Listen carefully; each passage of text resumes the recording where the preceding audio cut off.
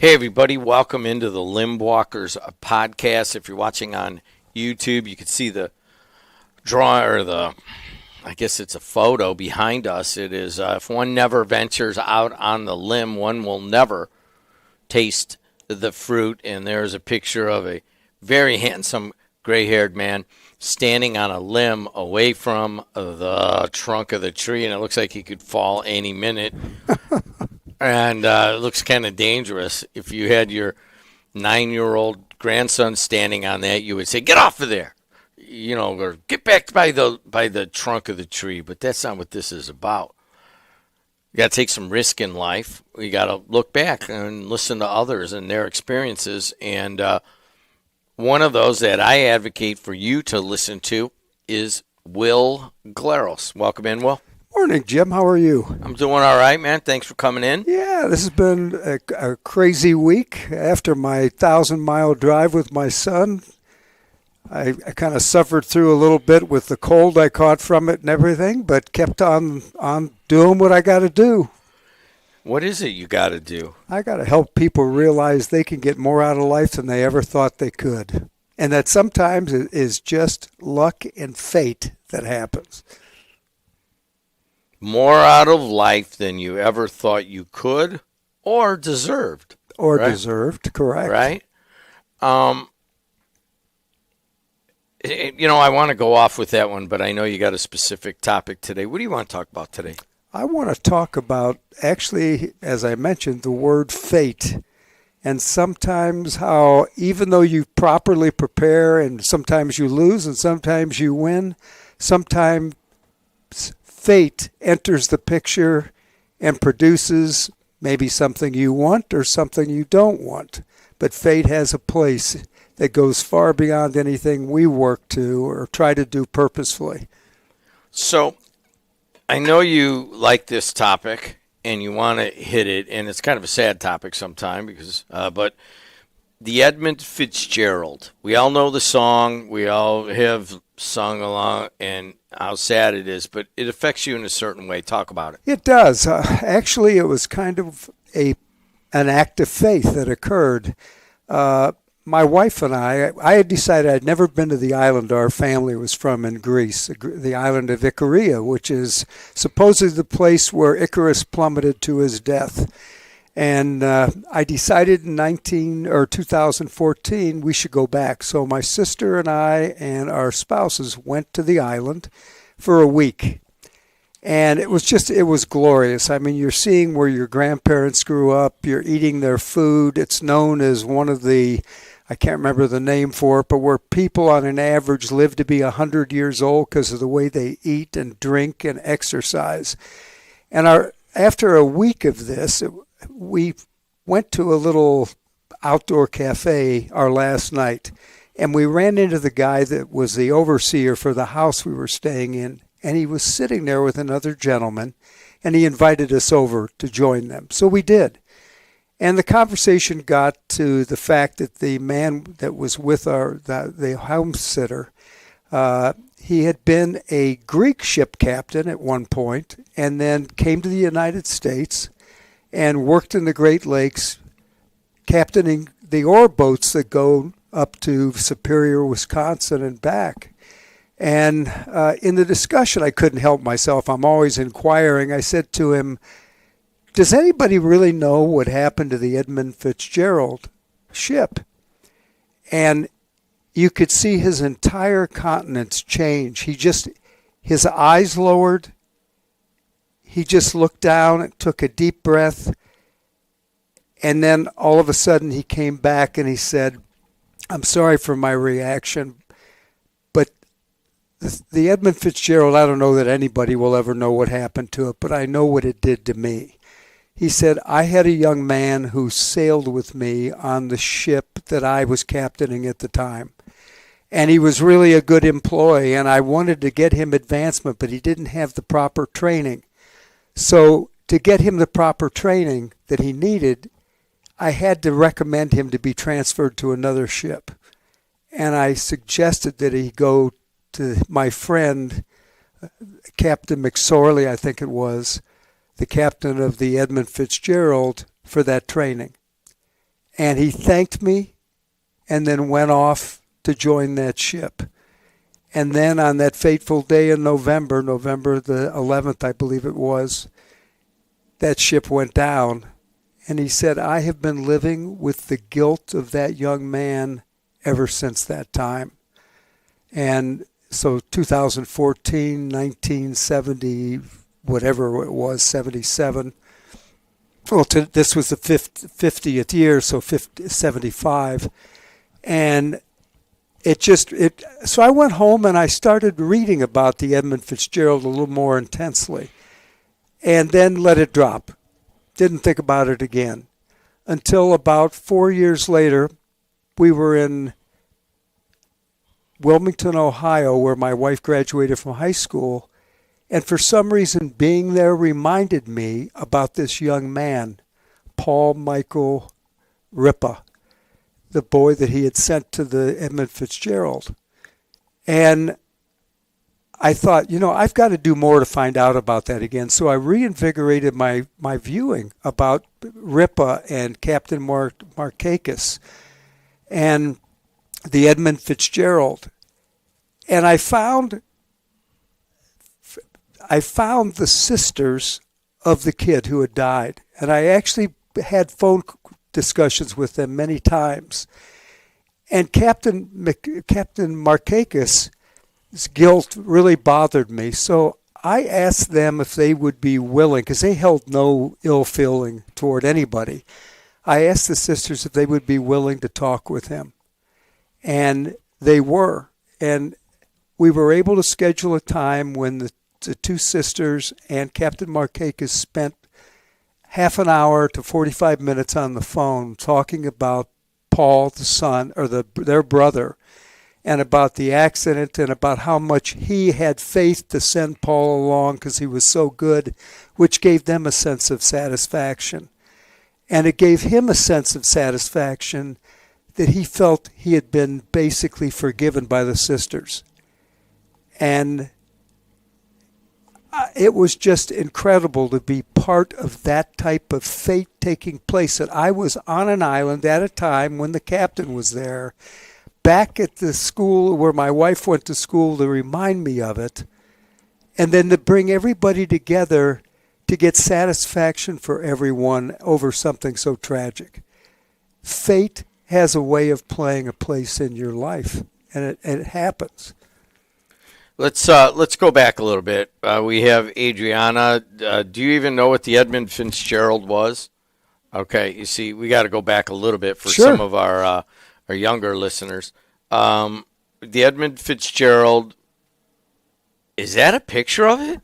That's it. It was the longest boat sailing in the Great Lakes. I was going to say, look at how that's the Edmund Fitzgerald. If you're watching it on YouTube, and you can go to WJOB 1230 and just click on Limbwalkers, and you'll be able to see it. It is a long iron ore boat. 726 feet. 726 feet long. What do you know of what happened to it? The only thing I know is remembering on that date, hearing the reports, the break-ins of the news saying that there was a ore boat on the Lake Superior that couldn't be contacted, and then later to hear that what they think happened, based on the way it's sitting on the bottom at about 530 feet depth, that it had just snapped in half from the load weight and the wave. They were in 20-foot waves that day when that happened. Or that night. That was November 10th of 1975. Yeah. So we're looking at a picture on it, on the video portion of what we're doing. And if I remember, it wasn't too far from shore, right? No, it was not. Yeah, but it basically just snapped completely in half, probably full of iron ore, and then probably just went straight to the bottom. Yeah, they've basically found nothing. I mean, they have now with subs and things going down to examine it, but the family actually wants them to leave it where it is, kind of as a memorial to the people, the families of the people. In fact, just this week, I tried to reach them, and the last day I haven't been able to re-engage with them, with it being the 50th year. And I'll keep trying. But there was just, speaking with Captain Markakis, he has since passed away, by the way, in 2022 he passed. And it was interesting how I found him, because when we met him in Greece, he said he was from Boca Raton, Florida, which is where a lot of my family lives, in that area. And so I called one of my members, or one of my family members. I said, "Do you know this Captain Markakis?" "Oh, yeah, we do." And then we worked a way to get his phone number so that I could engage in trying to connect Captain Markakis and the two sisters. But it was all based on the common denominator of the Edmund Fitzgerald, and which has been made famous by Gordon Lightfoot with that song. And always you hear it a lot this time of year because of the event occurring this time of year. So let's relate that to fate.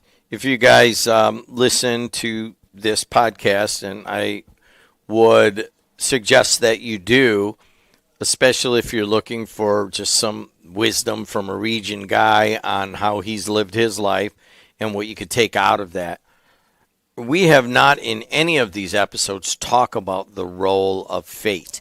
You more often talk about the role of choice and the decisions that you make, and right, that there are effects from the decisions that you make, but we haven't talked about this. So what lesson do you take out of meeting Markakis, coming back, contacting the sisters of the young sailor, and then bringing them together and having them have a discussion and maybe get some closure on a couple of issues? Why do you bring this up? I bring it up because, to me, we can plan and do as much as we can to get the most out of our life that we can. But there are, and I don't mean to sound weird about this, there are just things that we don't control and we have no idea that are happening around us, away from us, that are linked to enter our destiny in some way. I mean, the fact that we had been to that place, that little cafe, almost every night we had gone there. We never saw the guy that took the caretaker of the house we were staying in. We never had seen Captain Markakis. And also, our last night, boom, there they are together, and this dialogue starts. The fate of that happening started the ball rolling towards getting an introduction with the sisters and the captain, finding out more about the brother, finding more about them. They ran a little store in Ashtabula, Ohio called Three Sisters. And Three Sisters, they basically sell stuff, but they do it all for charity and then give the money to charities. But it enabled me to really have a real-life experience of having something come out of nowhere that I was part of and was able to help maneuver into an event occurring that satisfied two lives, basically all the lives of the Paul Ripa's family and Captain Markakis, and gives satisfaction that both, but I had no idea that meeting would lead to something that fateful for those people involved. So you had to go into that meeting or going around in your life. I mean, what can you offer to people as kind of advice, like these fate moments in your life are going to happen? Do you advocate that people maintain an openness to moments of fate? Absolutely. What do you mean by that? I mean, I'm going to read something that I had sent to you. Fate can come at any time in any fashion. That is why you never quit, because the future and the past can surprise you.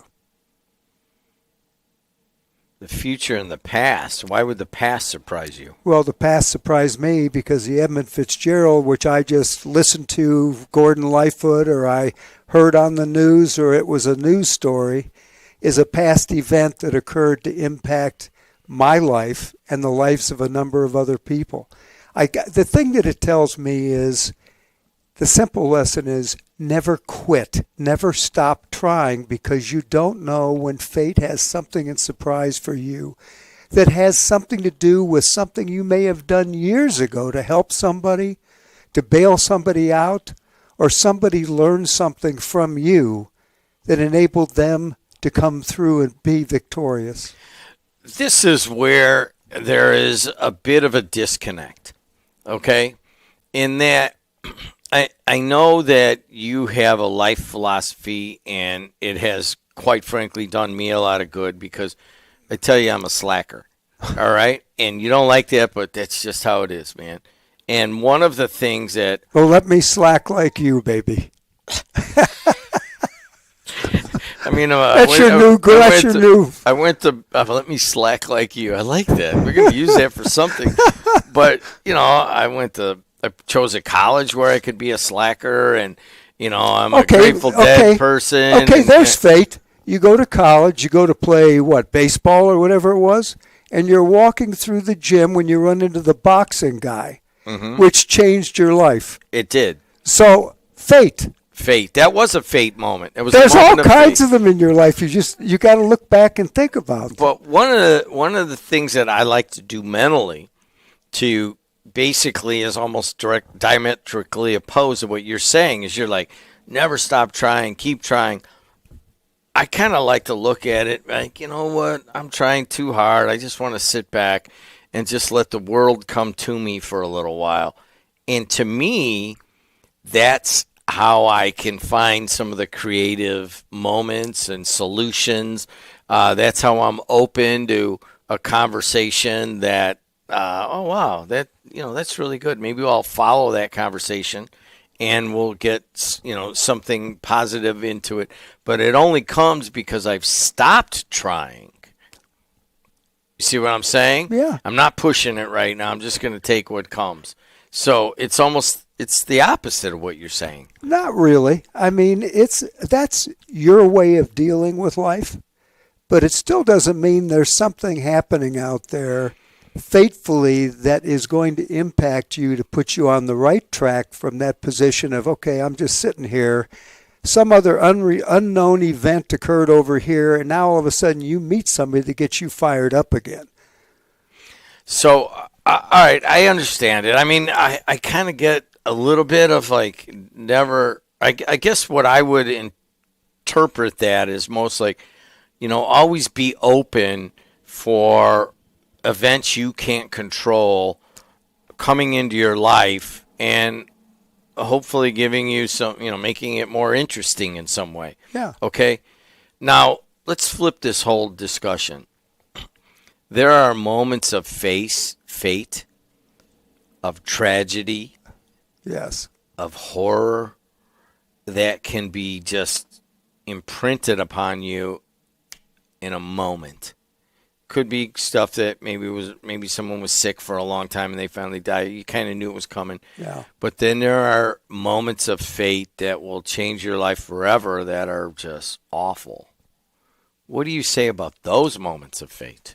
I think those happen.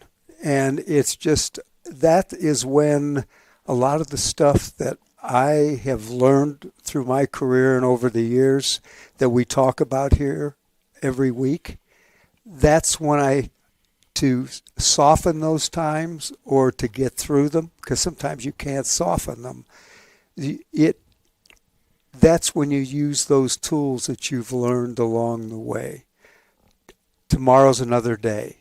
Statements that, I've got all kinds of quotes. That book of quotes that I gave you, I mean, to me, I try to read from that every day to remind myself that nobody has left this world for the hereafter or whatever you believe.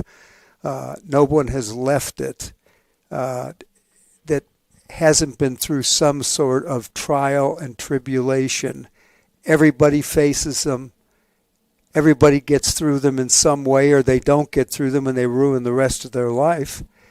But to me, it's those things that I've studied over those years and I've learned from others and I try to pass on to others. Those are the tools that you have available to you to deal with those tragedies. Fate is not always on the positive side. Sometimes, I could drive out here and turn on to Indianapolis Boulevard and be hit by a truck. Then everybody around me has to deal with that fateful event that occurred out of nowhere. And it's horrible. But hopefully you've developed enough tools and techniques and learned enough to gradually get through tragedy or to grasp and hold on with dear life to the potential success you could have from this fateful meeting between you and the person you've been looking for that can take you to new heights. Wow. I think that would be, is there anything else you want to add on that? We're talking about a moment where you're in Icaria and you run into Captain Marthakis, and Captain Marthakis is pushed a young sailor to go on the Edmund Fitzgerald, which snapped in half in Lake Superior and went straight to the bottom, and everybody was killed. Yep. And they still don't know what happened, but they're pretty sure that it snapped in half, right? Yep. By the way, here's a picture of Captain Marthakis. Marthakis. Not Marthakis. Marthakis. Okay. And then on the back of this one, no, I don't know that I've got the picture. I had a picture on one of these of Paul. Wow, these ore boats, man. Have you ever seen one in person? I did. Actually, my next door neighbor when I grew up, Harold Skelly, was a chief engineer at Inland. And his daughter, who is still a good friend of Marcia's and mine, Sherry, she invited us to they are allowed to bring family members on the ore boat to take a cruise up to Superior or back. So they invited us to go, and something happened where Marcia and I couldn't go, and we really regretted it because they said it was like living like a king. The food was outstanding. On those trips, you'd be on the deck sunbathing and no pool or anything unless you want to jump in the lake. But they were marvelous and still are marvelous ships of the sea. And we've been up fishing in Montana or in Canada and gone through those areas and seen those massive boats up there. They're immense. I went to Duluth, Minnesota a couple of times, and I don't really like the touristy, tours. Like, I'm not going to take a bus around Chicago or going to another city. They have you can get on and off the bus. In Boston, they had a big on and off the bus thing. And no. But my wife's like, hey, man, let's take the boat tour in Duluth, Minnesota. And we went up and we would go by these grain haulers and by these ore boats. Yeah. And you just, they're like cities floating around, man. They're like football fields long, several football fields long. And then they're so high, even when the little boat you're in, looking up, you really can't see what's on deck unless you're far away. But the immensity of them, just to think about this thing being 726 feet long and snapping in half. It's just awful. It really is. I'm amazed by those boats. In fact, many times when I speak to kids groups, I have video that I'll use, and it typically is a discussion about challenges and difficulty. And I always use boats out in the North Sea maneuvering their way through these 40 and 50-foot waves, making it to their destination or out to the oil rigs out there or whatever, and show the kids, in fact, I'm trying to think what the statement was. If the sailors of old, I don't want to blow it, but if they understood what was out ahead of them, they never would have gotten on the boat to get there. So sometimes you're just faced with tragedy or faced with tough times and you got to live through it. You realize you can. And that's life, He's Will Glaros. This is the Limbwalkers podcast. Please like it on Apple, Spotify, wherever. You'll get notified when we get a new one. You can also like the entire WJOB podcast network. Adriana Alvarez is producing this, and we'll cut this up and put it up onto Apple, Spotify, that kind of stuff. So honor her work. Honor Will Glaros. He shares all of his experiences with us weekly on this. Once again, thanks a lot, Will. Thank you, Jim. Appreciate it, the opportunity to share the story of fate. Till next time, see you later.